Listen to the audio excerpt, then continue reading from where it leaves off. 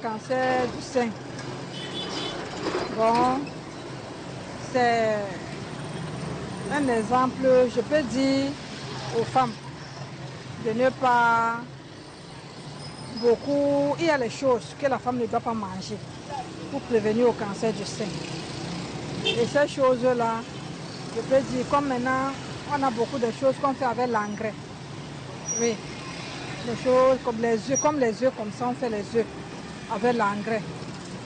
Oui.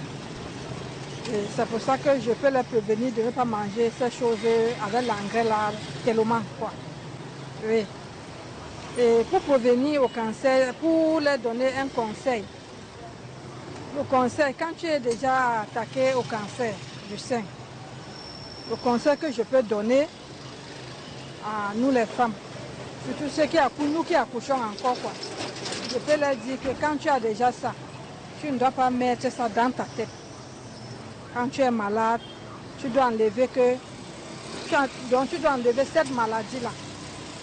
Tu ne dois pas beaucoup réfléchir en disant peut-être que je suis malade, je suis attaqué par le cancer. Parce qu'au fur et à mesure que tu réfléchis, la réflexion là, ça part toujours dans la maladie. Donc, moi, je peux seulement leur dire de ne pas penser beaucoup, de ne pas trop réfléchir concernant le cancer du sang. Ce que je peux dire à leur mari, c'est que leur mari doit acheter les médicaments pour leur femme. Elle ne doit pas manquer ces médicaments. Oui. Même s'il n'y a rien à manger à la maison, le problème c'est d'abord les médicaments de sa femme.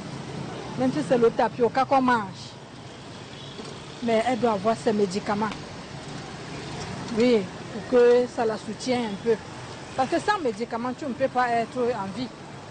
Tu ne peux pas. Tes jours que Dieu t'a encore donné ne peuvent même pas arriver. Oui.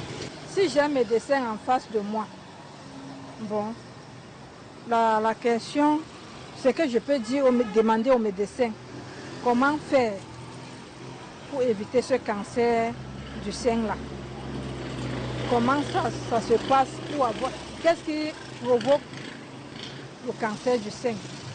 C'est la question que je peux poser au médecin.